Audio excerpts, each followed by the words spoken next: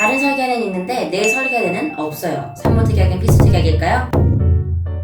저는 저희 남편과 아기에게 가입시켰던 보험 내용으로 고객들을 가입시키고 있고 현재 카페, 블로그, 주식인, 팟캐스트 그리고 소개를 통해 하루에도 수십 건의 보험 설계를 해드리고 있습니다. 태아보험을 가입할 때 원하시면 산모특약 넣을 수 있습니다. 하지만 특약주가 하기 전에 이 영상을 반드시 끝까지 시청하시면 특약 선택을 결정하시면서 돈을 아낄 수 있습니다. 예스! 이 영상은 단순히 약관을 읽어주는 영상이 아닙니다. 기본적인 약관 내용과 실제 첨부 사례 등을 고려해서 다름 아닌 가입자분들 관점에서 주의해야 할 점을 쏙쏙 뽑아서 준비했습니다. 먼저 산모특약이 무엇인지 개념 정리부터 하고 갈게요. 첫 번째, 산모특약이란 말 그대로 산모만을 위한 특약입니다. 기존에 실손보험이 있다고 하더라도 임시출산 관련해서는 실손에서 면책사항으로 보상을 받을 수가 없어요. 이를 대비해서 태아보험을 가입할 때 임신 중인 산모를 위한 특약들을 가입할 수 있는데 이게 바로 산모특약입니다. 모성자 특약이라고도 부르는데 산모특약, 모성자 특약 다 같은 말입니다. 두 번째, 산모특약 누구에게 필요한가? 고령의 산모, 임신에 대한 불안으로 걱정되시는 분들은 가입을 하시면 됩니다. 산모특약은 필수가 아니에요. 모두에게 필요한 특약은 아니라는 말입니다. 뒤에 특약 상세 설명을 드리겠지만 모성자 특약은 엄청난 보상을 해주는 특약이 아니기 때문에 개인적으로 니즈가 있지 않다면 구성하지 않아도 큰 상관은 없습니다. 세 번째, 산모특약 가입 시 주의점. 산모특약 가입 시 산모님에 대한 보장이 들어가기 때문에 일반 보험과 동일하게 산모의 병력을 고지해야 합니다. 따라서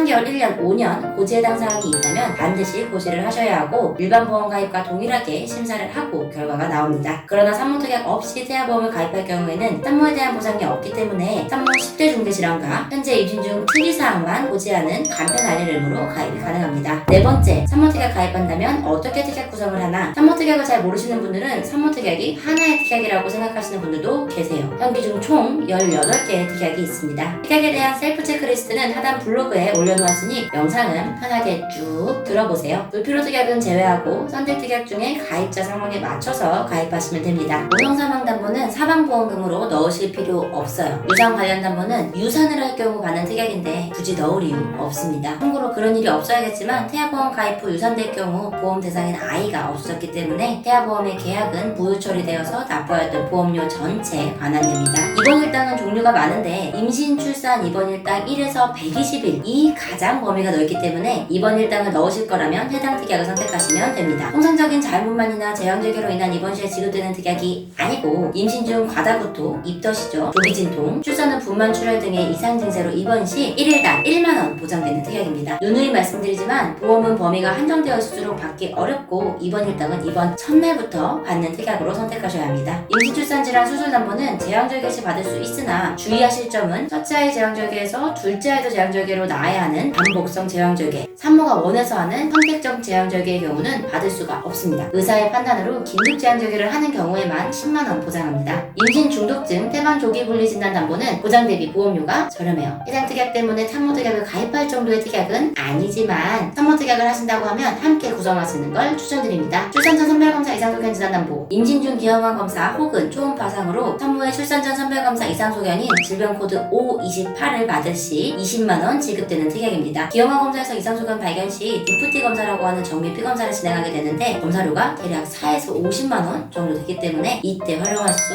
있습니다. 가성비도 나쁘지 않아서 산모특약을 하신다고 하면 함께 구성하시는 걸 추천드립니다. 다운증후군 출산담보는 다운증후군 출산 시 300만원을 보장하는 특약입니다만 이 특약은 진단시 주는 특약이 아닌 다운증후군 아기를 출산을 하여야 받을 수 있는 특약입니다. 따라서 다운증후군의 경우 임신 중 검사에서 대부분 발견이 되는데 다운증후군 아기를 출산하지 않으면 받지 못하는 금액이기 때문에 해당 특약은 불필요 특약으로 분류합니다. 임신 27주 이내 조산담보는 27주 이내 조산의 경우 300만원 지급하는 특약입니다. 조산의 경우 태아보험 기본 특약으로 보상받을 수 있고 또한 27주 이내로 태어나는 경우는 많지 않아서 필수 특약은 아니지만 보험료 대비 보장 금액이 크고 가성비가 높은 편이어서 선택적으로 구성하시면 됩니다. 분만 전후 출혈, 수혈 진단담보의 경우 분만 전후 출혈로 진단 확정되고 직접적인 치료 목적으로 수혈을 받을 경우 가입 금액이 지급되는 특약인데 가입금액 100만원의 보험료가 2만원 중반 정도로 가성비가 떨어지기 때문에 추천드리지 않습니다. 참고로 해당 특약은 최근에 신설된 특약입니다. 임시출산 질환 실손 입원 의료비 통상 분만일수 제외담보는 임시출산으로 인한 입원의 경우 실비처럼 병원비의 80%를 받을 수 있습니다. 해당 특약의 경우 주의하실 점이 있어요. 산모특약은 기본적으로 1회만 납입하면 되는데 유일하게 1회 납입이 아닌 산모특약입니다. 가입 전부터 출산 예정 때까지 납부를 해야 하는 특약입니다. 그리고 특약 이름에도 되어 있듯이 통상 분만일수는 제외하고 보장을 하는데 다른 분만의 경우